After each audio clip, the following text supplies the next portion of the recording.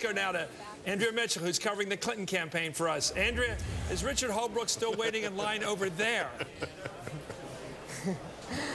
There are a lot of people who are going to be waiting in line for quite some time.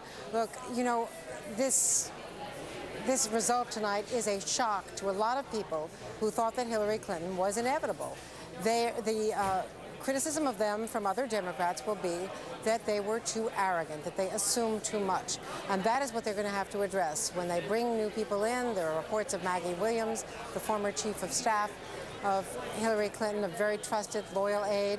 But they are going to have to take a very different approach, and we've seen it, Chris, you've seen it in the last couple of days here in New Hampshire, with her going out, talking to people, talking to reporters, something she had never done before, not in recent months at least, because throughout this campaign, from the very early days in New Hampshire last year, when I was first tracking her here, the day that Barack Obama declared his presidential ambition, his declaration in Springfield, Illinois, they have been running a very tightly controlled campaign from the top down, and that is changing. You know, it's interesting to watch someone like John McCain, a veteran of politics, a man of some stature, who nonetheless makes himself available for the cable programs on all the networks, not just Fox, even though he's a Republican. He comes on MSNBC, on CNN. He makes the rounds of the morning shows whenever he can, and the Sunday programs when he's invited.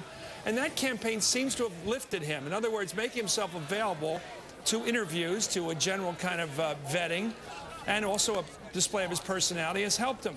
Hillary Clinton's strategy has been almost that of a movie star waiting for the movie to come out, holding herself back, holding herself above that kind of interplay. Do you think they'll change that policy? I think they have to. They already have. But let me suggest that this is a problem that we see afflicting presidents and candidates. I've watched it for decades. Candidates and presidents are better when they subject themselves to scrutiny, to questioning, to outside influences, not when they retreat into a cocoon. And if you keep getting information that is self-reinforcing from your advisors, you're going to pay a penalty. Now, people say that the Clinton campaign, people in the Clinton campaign say that on their morning conference calls, she listens to competing advice, and there's a lot of argument back and forth, but that's still within a very small circle. And what she needs to do, what presidents need to do, is get a variety of opinions and get a lot of information.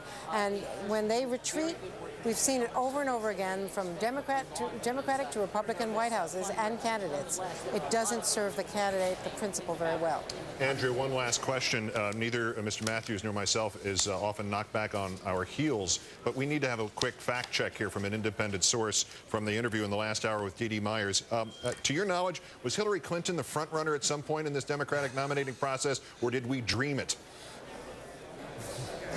She was not only a front runner in the national polls, which reflected a lot of identification. People were obviously much more familiar with her. She was a front runner here in New Hampshire until she started slipping behind Barack Obama.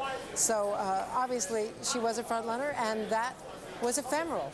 And that tells you exactly what is the peril for candidates and for reporters, I should point out.